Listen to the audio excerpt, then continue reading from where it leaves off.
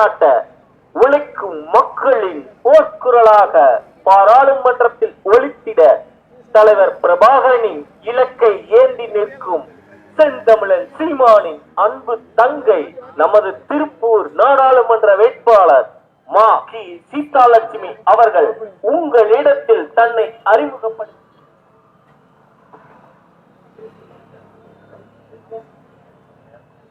அன்புடைய இப்பகுதிவாழ் பொதுமக்களே, அன்பு தமிழ் உறவுகளே, நாம் தமிழர் கட்சியினுடைய திருப்பூர் நாடாளுமன்ற தொகுதிக்குட்பட்ட வாக்காளர் பெருமக்களே, வருகின்ற நாடாளுமன்ற தேர்தலிலே நாம் தமிழர் கட்சியினுடைய திருப்பூர் நாடாளுமன்றத்தின் வெற்றி வேட்பாளராக போட்டியிடுகின்ற உங்கள் அருமை சகோதரி, உங்கள் வீட்டு பிள்ளை, நம் வீட்டு பிள்ளை கோபிச்செட்டிப்பாளையம் அருகே இருக்கின்ற மாரப்பம்பாளையம் என்கிற கிராமத்தைச் சேர்ந்த விவசாய குடும்பத்தைச் சேர்ந்த பெண் அன்பு மகள் மா கி சீதாலட்சுமி அவர்கள் போட்டியிடுகிறார்கள். அவர்களுக்கு வாக்குகளை சேகரிக்கும் முகமாக உங்கள் பகுதியில் வாக்குகளை கேட்டு வந்து கொண்டிருக்கிறோம். இதோ உங்களிடம் தனது சகோதரிக்கு வாக்குகளை கேட்டு எங்களுடைய மகளிர் பாசறையின் மாநில ஒருங்கிணைப்பாளர் மு சத்யா அவர்கள் உங்களிடம் உரை நிகழ்த்துவார்.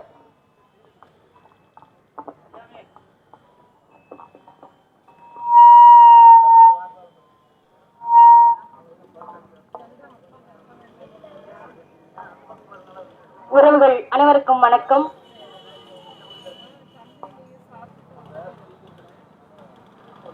பெண் விடுதலை இல்லாது இந்த மண் விடுதலை வெல்லாது என்று எமது தலைவர் மேதகவி பிரபாகரன் அவர்களின் திசையை நோக்கி எனது உரையை தொடங்குகிறேன். உறவுகளே, நாம் தமிழ் கட்சி எதுக்கு வாக்கு செலுத்தணும் அப்படிங்கறத கொஞ்சம் யோசிச்சு பாருங்க. கிட்டத்தட்ட 14 வருடங்களா இந்த நாம் தமிழ் கட்சி தனிச்சு நின்று களமாடிட்டு இருக்கு.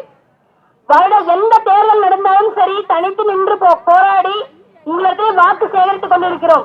அதிமுக, திமுக, பிஜேபி, காங்கிரஸ் எல்லாமே கூட்டணிக்கு பேரம் பேசிக்கிட்டு இருந்த நேரத்துல நாம் தமிழ் கட்சி தனிச்சு நின்று 40 தொகுதியில 20 ஆண்கள் 20 பெண்கள் என்று களமாட விட்டுருக்காங்க.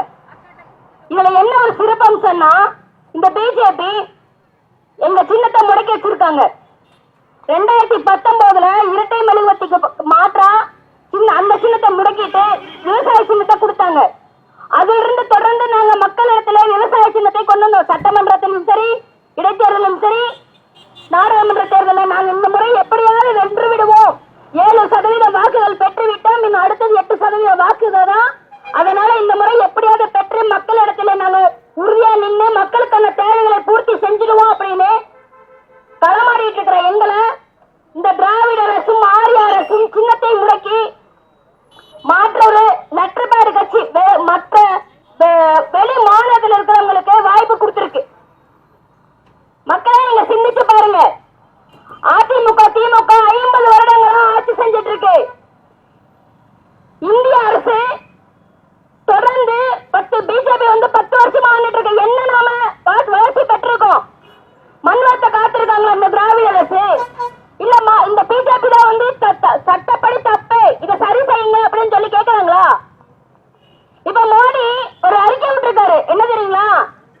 தமிழ்நாட்டுல கருப்பு பணம் எல்லாம் இருக்கிறதெல்லாம் நாங்க மீட்டு மக்களுக்கே கொடுக்க போறோம் அப்படின்னு. ஐயா மோடி அவர்களே, நீங்க 2020 கருப்பு பணத்தை ஒழிப்போம் அப்படின்னு சொல்லி 1000 ரூபாய் நோட்டை, செல்லாத நோட்டை கொண்டு வந்தீங்க. அப்ப என் மக்கள் எவ்வளவு துடிதிருப்பா இருந்திருப்பாங்கன்னு நினைச்சு பாருங்க. தன் மகளுக்கு கல்யாணம் பண்றதுக்கு பணத்தை சேகரிச்சு வச்சு அந்த பணத்தை நகை எடுக்கிறது கொண்டு போகும்போது அந்த 1000 ரூபாய் நோட்டு செல்லாதுன்னு சொன்னா. அப்பாவுக்கு ஹார்ட் ஆபரேஷன் பண்ணணும், அப்புறம் அந்த பணத்தை கொண்டு போய் கொடுக்கும் போது அந்த நோட்டு செல்லாதுன்னு சொன்னா. எத்தனை பேரும் ஏடிஎம்ல போய் நின்னாங்கன்னு தெரியுமா? அப்பெல்லாம் அந்த மோடி அதுக்கப்புறம் என்ன மன்னிப்பு கேட்டாரு. இப்ப 2000 நோட்டு செல்லாது அப்படின்னு.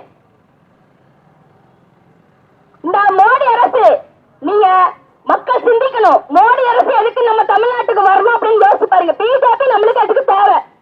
நம்ம மண் வளத்தை காப்பாத்துதா? மழை வளத்தை காப்பாத்துதா? நீர் வளத்தை காப்பாத்துதா? கடந்த 6 மாதத்துக்கு முன்னாடி காவிரி அத்தனை தண்ணி போச்சு. ஒரு தடுப்பணை கட்டல, ஒரு வேலையும் செய்யல. நாங்க காவிரி நீர் மீட்டு கொடுங்கன்னு கேட்டவங்க அதுக்கு கூட மோடி அவர்கள் எந்த பதிலும் பேசாம இருந்தாரு.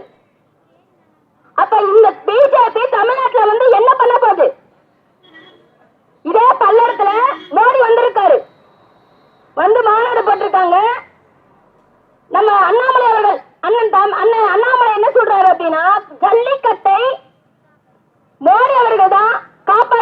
அப்படின்னு.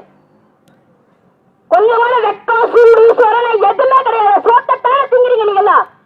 மக்கள், நம்ம தமிழக மக்கள், நம்ம இளைய தலைமுறை பெண்களும் குழந்தைகளும் இளைய தலைமுறை பசங்களும் அரசு சார்பற்ற இயக்கங்களும் எல்லாருமே என்னைக்கு மெரினால வந்து போராடணும், ஜல்லிக்கட்டை நீக்கணும் அப்படின்னு, நம்ம பாரம்பரியமான மாடுகளை பாதுகாக்கணும் அப்படின்னு. ஆனா இத வந்து மோடி தான் காப்பாத்தினாராம். உண்மையை யோசிச்சு பாருங்க, அப்படி மோடி பண்ணாரா? எத்தனை பொய் புரட்டு குத்தலாட்டம். பிஜேபி அரசு தமிழ்நாட்டில் மட்டும்தான் நிக்க முடியல. இந்துத்துவாய் கொண்டு வந்து சேர்த்திட்டு இருக்காங்க. இந்துனா யாருங்க? நம்மளுக்கு இன்னும் விளக்கமே தெரியல. சமஸ்கிருதம் ஒரு மொழியாமா? அந்த சமஸ்கிருத மொழி என்ன மொழி? மொழிகளில சிறந்த மொழி நம்ம தாய்மொழி. மொழிகளுக்கு எல்லாமே தாய்மொழி தமிழ். நம்ம தமிழ் மொழி தான். நம்ம தமிழர்களை ஒன்றிணைஞ்சு நிக்கிறோம். அது இந்த பிஜேபிக்கு பிடிக்கல.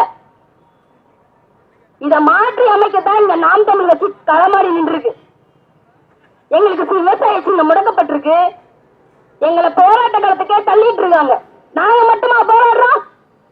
அரசு ஊழியர்கள் அனைவரும் போராடுறாங்க.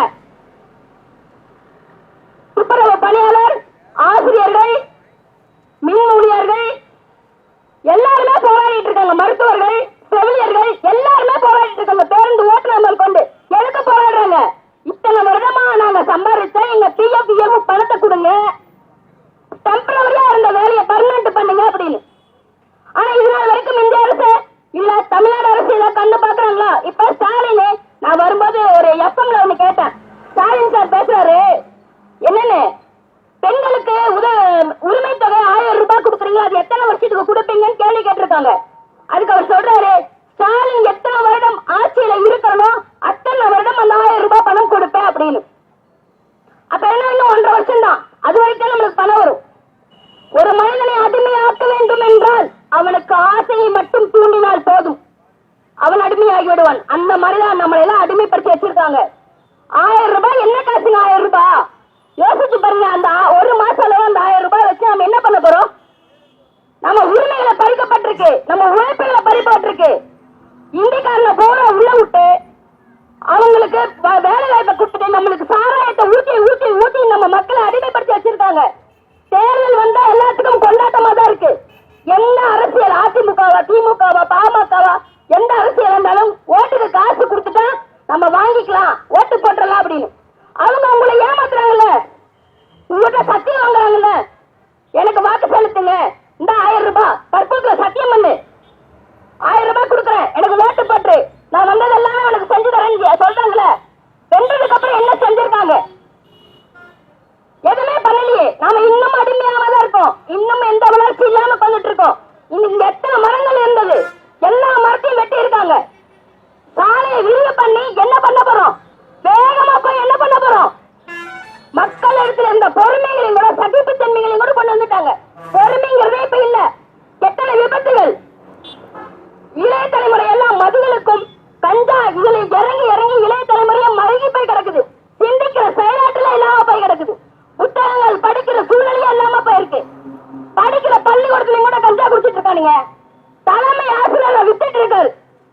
இந்த அளவுக்கு போயிட்டு இருக்க ஒரு கண்டிக்கத்தக்க தலைமை ஆசிரியர்களோட அந்த அளவுக்கு வக்கு இல்லாம இந்த திராவிடர்களுக்கு சொம்பு தூக்கிட்டு இருக்காங்க.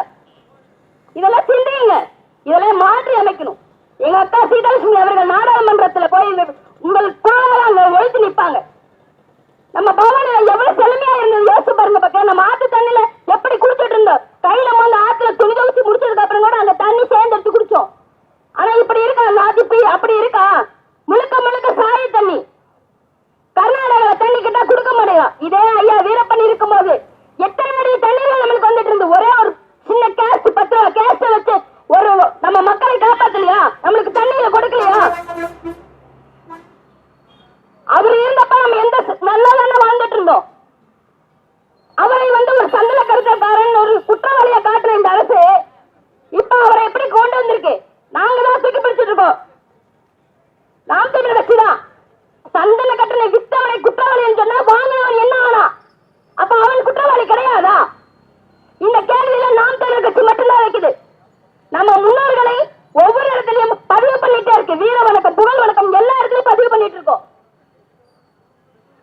இது மக்களுக்கான அரசியலை நாங்க கொண்டு வந்துட்டு இருக்கோம். கேரளால கனிம வளங்கள் கொல்லப்போய் எடுத்து கொண்டு போய் கேரளால கொடுத்துட்டு இருக்கு. மன்னிக்கணும், கன்னியாகுமரியில இருக்கிற மலை வளத்தை எல்லாம் அழிச்சு கேரளாவுக்கு கொண்டு போய் அங்க ஏர்போர்ட் கட்டுறதுக்கு பயன்படுத்திட்டு இருக்காங்க. அப்ப நம்ம இங்க என்ன பண்ண போறோம்? நம்ம குழந்தைங்களுக்கு அடுத்த தலைமுறைக்கு என்னத்தை கொடுக்க போறோம்? ஆத்துல தண்ணியே இல்ல, மணல் போல எல்லாம் எடுத்துட்டு போயிட்டாங்க. அடுத்த தலைமுறை என்ன பண்ணும்? இப்ப நாம குடிச்சிட்டோம். இப்ப இன்ன வரைக்கும் நம்ம தண்ணி கேன்ல தானே வாங்கிட்டு இருக்கோம். யாரா தண்ணி கேட்டாலும் கூட தண்ணி கூட கிடைக்கிறது இல்லையே. ஒரு டைம் தண்ணிக்கு மேல நம்ம தண்ணி குடிக்க போறோமா? இங்க நீர்வளமும் நிலவளமும் கனிமவளமும் எல்லாத்தையுமே பாதுகாக்கிற ஒரே கட்சி நாம் தமிழ் கட்சி மட்டும்தான். ஒருவேளை நீங்க சிந்திங்க. நாங்க ஒவ்வொரு தேர்தலும் தடுப்பு என்று களமாடிட்டு இருக்கோம். அதிமுகவும் திமுகவும் பேரம் பேசிக் கொண்டுட்டு இருக்கு. இந்த இடத்துல பேரம் பேசிட்டு இருக்கு. நீ உனக்கு சீட்டு கொடுத்தா எத்தனை கோடி கொடுப்ப, உனக்கு சீட்டு கொடுத்தா எத்தனை கோடி கொடுப்பேன்னு பேரம் பேசிட்டு இருக்க காலத்துல நாங்க தனிச்சு நின்று களமாடிட்டு இருக்கோம். 40 தொகுதியில 20 பெண்கள் 20 ஆண்கள் என்று சரி பாதி இடம் கொடுத்திருக்கு. இதே ஈழத்துல எங்க தலைவர் பெண்களுக்கு போர்படையில 20 சம உரிமை பெண்களுக்கு கொடுத்த மாதிரியே எங்க அண்ணன் அந்த கோட்பாடையும் கொள்கையும் ஏற்றுக்கொண்டு எங்களுக்கும் வாய்ப்பு கொடுத்துட்டு இருக்காரு. உங்க இடத்துல எங்க வாக்குகளை கொடுங்க, உங்க வாக்குகளை கொடுங்க, நாங்க வென்று விடுவோம் வென்று பண்ணும் அந்த நம்பிக்கையிலே உங்களோட தொடர்ந்து வந்துட்டே இருக்கோம். ஆனா எங்களை நீங்க தோல்வி கொண்டு வந்துட்டே இருக்கீங்க. ஆனா நாங்க தோல்வி விட்டாலும் மீண்டும் உங்க இடத்துல வந்து நிக்கிறோம்.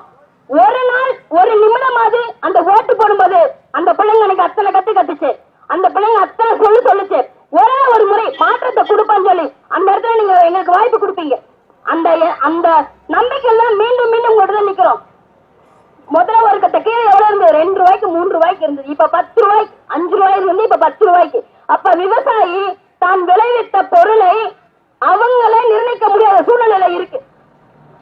எவ்வளவு கஷ்டப்பட்டு தண்ணி விட்டு பார்த்து பார்த்து பூச்சி பிடிச்சிருக்கா புழுவு பிடிச்சிருக்கான்னு பார்த்து அதை கிள்ளி எடுத்துட்டு மக்களுக்கு நல்ல உணவு கொண்டு போய் கொடுக்கணும்னு கொடுக்கும்போது கூட அவங்க அந்த உழைப்புக்கான விலை கூட இங்க கிடைக்கிறது இல்ல. ஆனா இதே ஒரு பாக்கெட்ல ஏதோ ஒரு பெரிய பெரிய டிபார்ட்மெண்ட் ஸ்டோர்ல போய் சொல்லுங்களேன், 500 ரூபாய் சொன்னாலும் அதை நம்ம வாங்குவோம்.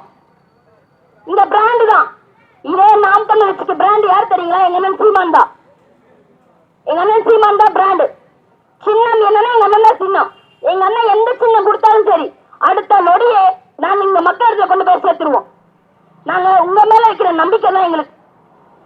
நீங்க மீண்டும் மீண்டும் எங்களுக்கு வாக்கு செலுத்தாம போனாலும் கூட மீண்டும் உங்களை தொடர்ந்து வந்துட்டே இருப்போம். ஒரே ஒரு நாள் உங்க இடத்துல மாற்றம் வரும் என்ற ஒரு நம்பிக்கையில தான். நீங்க சிந்திச்சு பாருங்க, நாளை தலைமுறை குழந்தைகள் எப்படி வாழணும் அப்படிங்கிற ஒரு கற்பனை கொடுத்து எங்க சுண்டறிக்கையில படிச்சு பார்த்தீங்கன்னா தெரியும். விவசாயம் எப்படி செழுமையாக்கணும்னு குடை குட்டை கண்மாய் கரணை எல்லாத்திலுமே நீர்த்தேக்கம் பண்ணி தடுப்பணை கட்டி அங்க நீர்வளத்தை பெருக்கி விவசாயத்தை பெருக்கி தண்ணீரை பெற்று விவசாயத்தை காப்போம். இங்க நம்ம பவானி ஆற்றுல அந்த பக்கமும் பவானி ஆறு, இங்க காவிரி ஆறு, 2 பக்கம் நீர் மறந்த நம்ம நகரமா இருக்கோம்.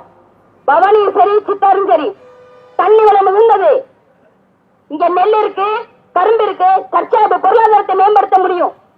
நிலமும் மரமும் சார்ந்த தொழிற்சாலையை உருவாக்க முடியும்.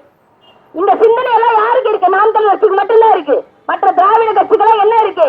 கொள்ளை அடிக்கணும், கொலை பண்ணணும், எவங்கிட்ட இருந்து காசு புடுங்கல, எவனோட நிலத்தை மீட்டெடுக்கலாம், அவங்ககிட்ட இருந்து புடுங்கி எப்படி புடுங்கணும், அவனை கொலை மிரட்டல் பண்ணி நிலத்தை புடுங்கணும். இதுதான் அவங்களோட நோக்கமே. இதையெல்லாம் மாற்றி அமைக்கிறதுக்கு உங்களிடத்தில் நாங்கள் மீண்டும் மீண்டும் வருகிறோம். ஒரு நாள் உங்கள் வாக்கு செலுத்தும் போது நாங்கள் உங்கள் நினைவுக்கு வருவோம். அந்த நொடியில் எங்களுக்கு வாக்கு செலுத்தி எங்களை வெற்றி பெற செய்வீர்கள் நம்பிக்கைதான். இந்த நாடாளுமன்ற தேர்தலில் எங்களுக்கு சின்னம் மறைக்கப்பட்டது. எங்களது அண்ணன் எப்போது எங்களுக்கு சின்னம் கொடுப்பாரோ அப்ப அடுத்த நொடி உங்களிடத்தில் நாங்கள் வந்து நிற்போம். எங்களுக்கு வாக்கு செலுத்துவீர்கள் என்ற நம்பிக்கையோடு எங்க அக்கா மா கே சீதாலட்சுமி அவர்கள் படித்தவர், ஆசிரியர் கூட. 1000 மாணவர்களுக்கு கற்றுக் கொடுத்ததை இந்த கோடிக்கணக்கான மக்களிடத்தில் கொண்டு சேர்க்க வேண்டும் என்று தன் பணியை விட்டுவிட்டு உங்களிடத்தில் வேட்பாளராக வந்து நிற்கிறார். நீங்க வெல்ல வைங்க. ஒரு முறையாவது நாம் தமிழ் கட்சி எம்பி பாராளுமன்றத்துக்கு போய் பார்க்கட்டுமே, என்னதான் செய்யறாங்கன்னு பார்க்கலாமே. 14 வருஷமா கத்திட்டே இருக்காங்களே, என்னதான் கத்திட்டு இருக்காங்க, அதை செயல்பாட்டுல காட்டலாமே. ஒரு முறை ஒரு மாற்றத்தை கொண்டு வாங்க. விவசாயிகளுக்கு விவசாயிகளை தான் நாங்க நம்பி நிக்கிறோம். அடிப்படை மக்களை தான் நம்பி நிக்கிறோம். இந்த பணக்காரர்களை யாரும் நாங்க நம்பல. அவங்க எல்லாம் காசை கொடுத்து ஓட்டு வாங்கிட்டு உங்களை திரும்பி பார்க்க மாட்டாங்க. ஆனா நாங்க எங்க எண்ணத்தையும் எங்க கொள்கையும் உங்கள்கிட்ட கொடுத்துட்டு உங்களை ஓட்டுகளை கேட்கிறோம். எங்களுக்கு வாய்ப்பு கொடுங்க. நன்றி. நாம் தமிழர்.